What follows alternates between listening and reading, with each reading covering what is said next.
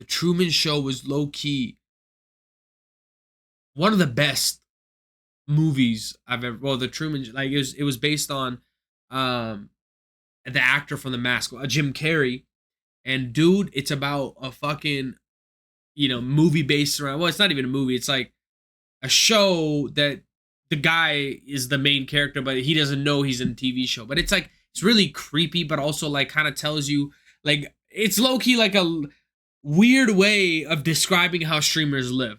That's basically what it is. It's like the Truman Show was how the streamers' lives are. The Truman Show, The Truman Show, released on June 5th, 1998, is an American satirical science fiction film directed by Peter Weir and written by Andrew Niccol. Starring Jim Carrey as Truman Burbank, the film became both a critical and commercial success, grossing $264 million worldwide and earning numerous award nominations, including 3 Academy Award nominations.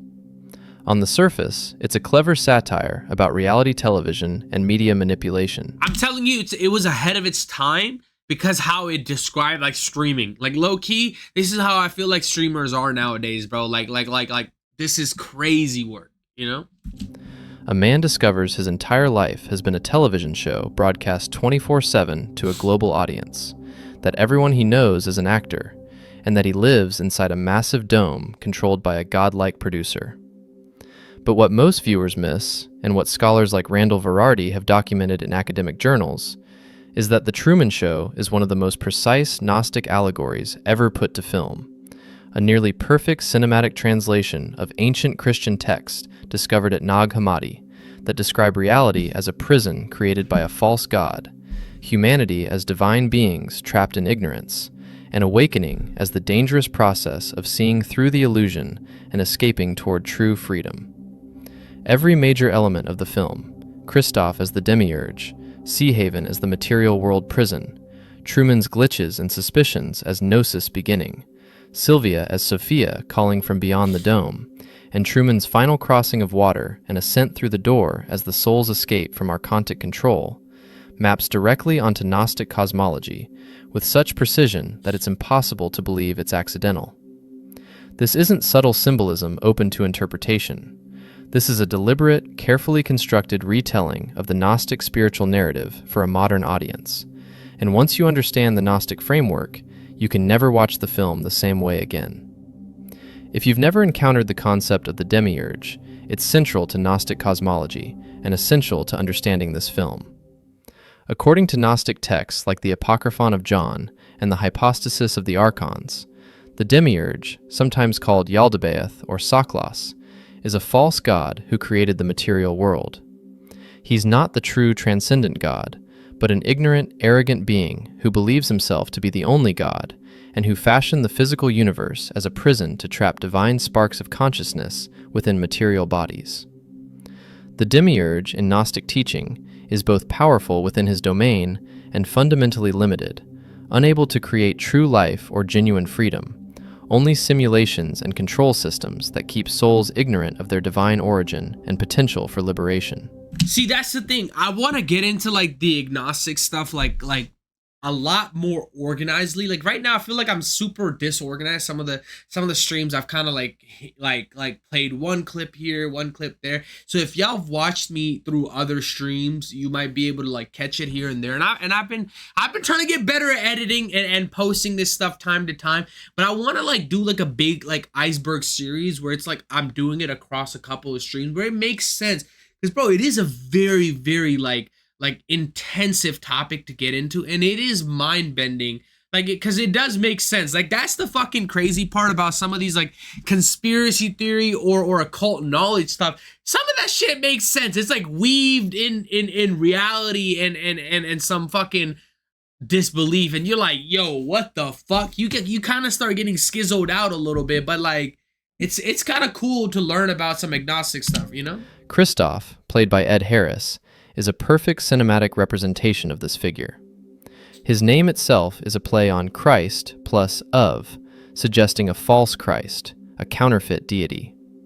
He's literally called the creator in the film. He designed Truman's entire world, controls the weather, orchestrates every aspect of Truman's existence, and speaks to Truman from the sky in the film's climactic scene, exactly as a god would. When Truman finally confronts him, Christof says, "I am the creator of a television show." But within the dome, within Sea Haven, he is the creator.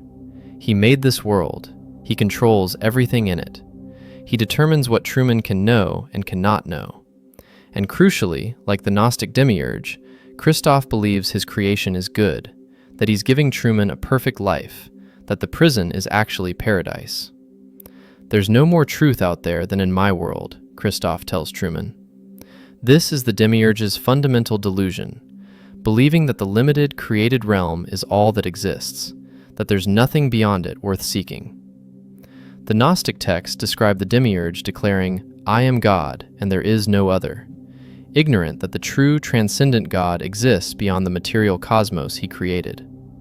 Christof makes the same claim about his constructed reality, insisting to Truman that the real world, outside, offers nothing better than Sea Haven's controlled perfection. And like the demiurge who becomes violently defensive when humans threaten to escape his control, Christof literally tries to kill Truman with a manufactured storm when Truman attempts to sail beyond the dome's boundaries. The creator would rather destroy his creation than lose control over it. Sea Haven Island, the idyllic small town where Truman lives, is a cinematic representation of what Gnostics called the kenoma, the deficiency, the inferior material realm, the prison of flesh and matter. On the surface, Sea Haven appears perfect. Friendly neighbors, white picket fences, 1950s American dream aesthetics, constant sunshine, literally controlled by Christof. But beneath the perfect surface, it's entirely artificial, constructed, fake. Every person is an actor. Every interaction is scripted. The sky itself is painted. The sun and moon are mechanical lights on tracks. Nothing is real. Nothing is authentic. Everything exists to keep Truman contained, comfortable, and ignorant. The Gnostic texts describe the material world in strikingly similar terms, as a simulacrum, an imitation of true reality, a cosmic stage set designed by the demiurge to keep divine souls trapped in ignorance while believing they're free, and that this limited existence is all there is. The Gospel of Philip states, "The world came about through a mistake, for he who created it wanted to create it imperishable and immortal. He fell short of attaining his desire." Sea Haven is exactly this, Christof's attempt to create a perfect, imperishable world that falls short because it's fundamentally artificial, fundamentally limited, fundamentally a prison despite its pleasant appearance. The dome itself, visible from space in the film, is the material boundary, the barrier that marks the edge of the demiurge's domain. In Gnostic cosmology, the material world has boundaries. Hey, chat, let's be honest, bro. Let's be real. If y'all found out we were in the Matrix, like this is like the real, I don't know if y'all seen the Matrix, the movie. I feel like that is the best movie you should ever watch. I feel like Matrix was a great trilogy. I mean, I think there's more than 3 now, but the 3 good ones were like the best ones. Like for me, that was my favorite trilogy of all time. Like fuck Star Wars, fuck every other movie is Matrix was the movie for me, bro. I fucking came to America, watched that movie when I first came here, and I'm like, oh shit, we're in the Matrix. This is fucking a documentary. This is not even a movie. This is a documentary, guys. It's the best fucking movie of all time. Like all 3 of them. I can't. The Reloaded, fucking Revolution. I don't know. All 3 of them. When they went the original one where he fucking gets the red pill, blue pill, then they go fight the aliens, and then when he gets like I guess possessed by the aliens or whatever, right? I loved all of the fucking Matrix movies. Amazing. Watch them, and then everything will make sense. And you know, low key might make you a little paranoid about how the fucking AI movement is happening and how, you know, we're getting into this virtual life. Weird, but fun. I like it. Beyond which lie the higher realms of true spiritual reality, the pleroma. Souls trapped in matter must break through the firmament, the barrier separating the material from the spiritual, to escape back to their divine origin. Truman sailing to the edge of the dome and finding a physical wall with a door is a literal visualization of this Gnostic teaching. The material world has an Q edge, a boundary, and beyond it lies something the demiurge doesn't control. In Gnostic texts, the what demiurge... I was trying to get to is like, would you choose to like get out of the Matrix, or would you? Because like in the Matrix, they even say, right, like if you choose, what is it, the blue pill, right? If you take the blue pill, the steak will still taste the same. Everything still stays the same. You stay in this Matrix. But if you take the red pill, you wake up. Would you want to wake up or just say, fuck it, bro, I enjoy my life now. I'm gonna eat the steak. I'm all good. Doesn't maintain control alone. He creates and employs the archons, rulers, authorities, beings who serve as prison guards, keeping souls trapped in ignorance and identification with the material world. The archons work by deception, by creating repetitive patterns, by keeping humans focused on base concerns, survival, desire, fear, status, that prevent spiritual awakening. They're described as having limited consciousness themselves, as being unable to truly understand spiritual reality, functioning more like programmed beings carrying out the demiurge's will to maintain imprisonment. Every actor in Sea Haven functions precisely as an archon. Meryl, Truman's wife, Laura Linney, isn't his actual partner, but an actress playing a role, maintaining the illusion, and when Truman begins questioning reality, she desperately tries to keep him asleep through manufactured domesticity and literally advertising products to him mid-conversation, keeping him focused on material consumption rather than existential questions.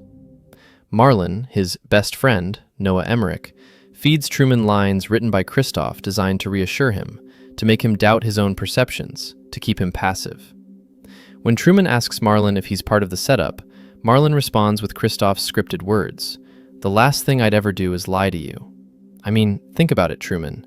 If everybody is in on it, I'd have to be in on it too. This is archontic gaslighting, making the victim doubt their own emerging awareness by presenting false sincerity.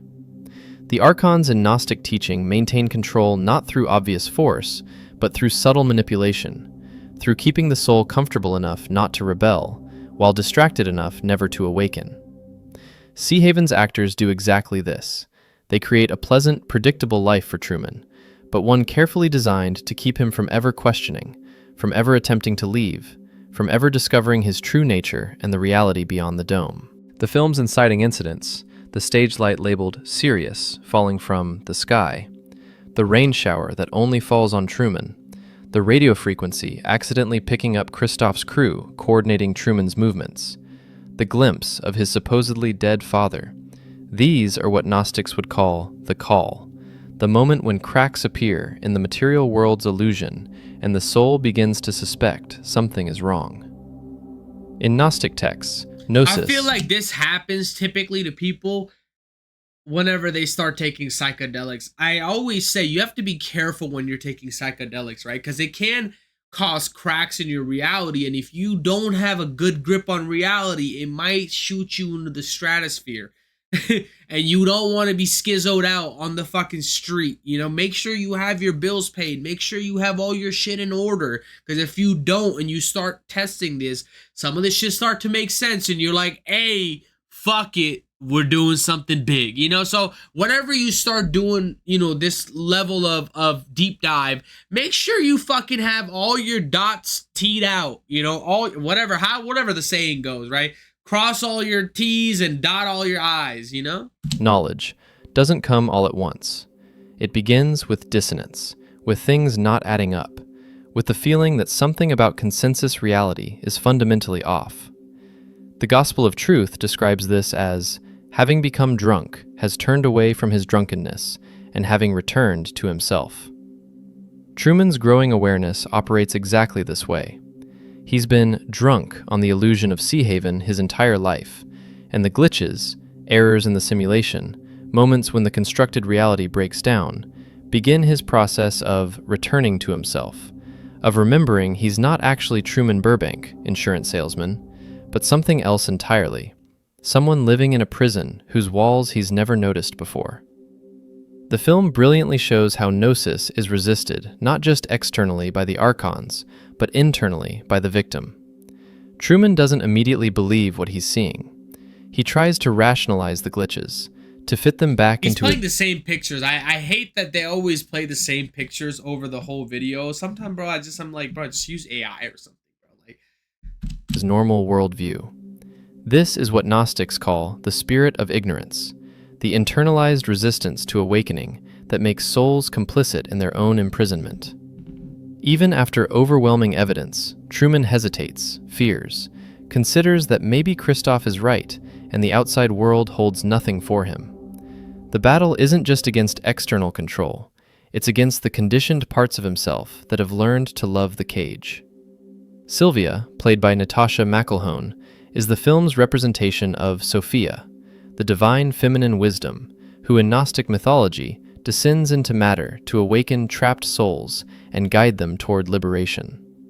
In the film, Sylvia is the only person in Truman's life who tries to tell him the truth, who attempts to break him out of the illusion. She's not part of Christof's plan.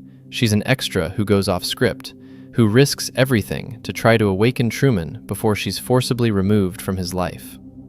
After her removal, Sylvia becomes part of the Free Truman movement in the real world, working to end the show and liberate him. She represents the divine wisdom calling to the trapped soul from beyond the prison, reminding him of a reality and possibility he's forgotten. Her name itself, Sylvia, related to Silva, forest, wood, contrasts with the artificial, constructed space of Sea Haven, representing authentic nature versus manufactured simulation. In Gnostic texts, Sophia's role is to awaken the divine sparks trapped in matter by reminding them of their true origin. She calls to them across the boundary separating the pleroma from the material world. Sylvia functions identically. Even though she's removed from Sea Haven, her memory haunts Truman, pulls him, calls him toward the truth and toward escape.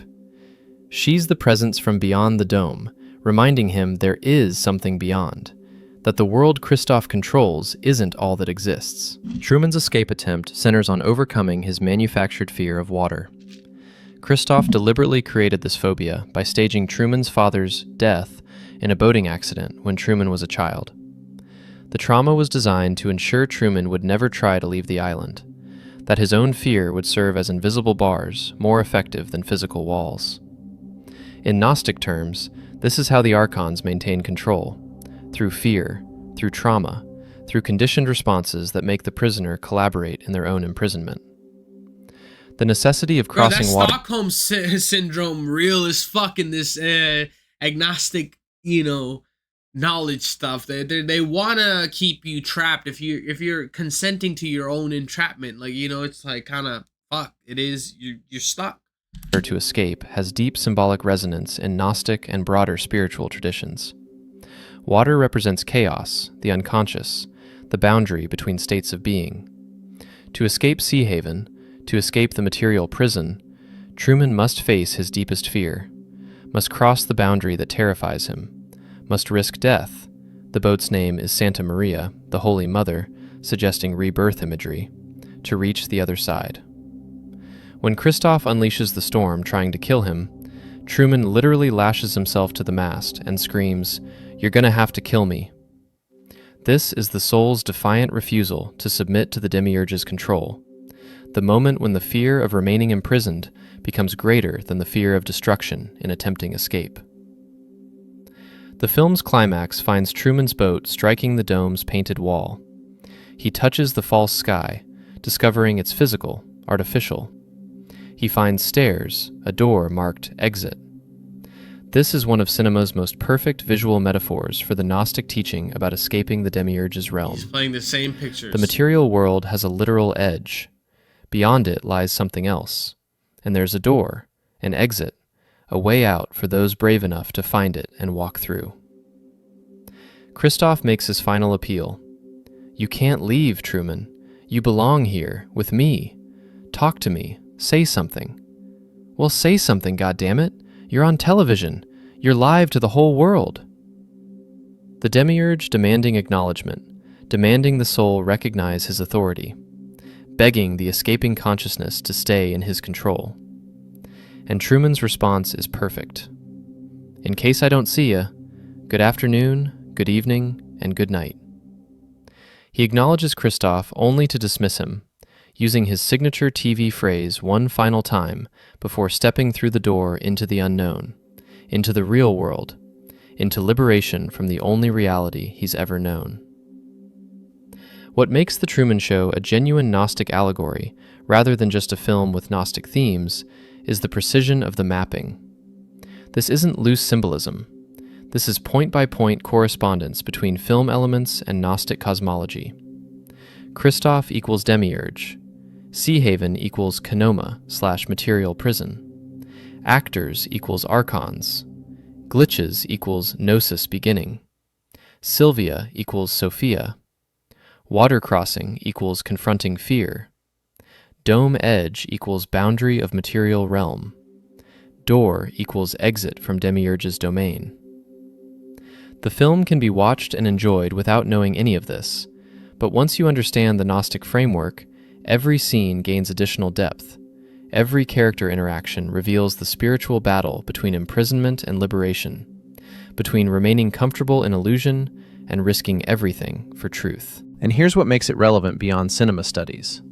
The Gnostic reading suggests we're all Truman, that consensus reality itself might be a constructed prison we're born into and conditioned never to question, that the normal world might be as artificial and controlled as Sea Haven, and that awakening to this requires seeing glitches in the Matrix, listening to voices calling from beyond the system, confronting our conditioned fears, and being willing to walk through doors whose other side we can't see.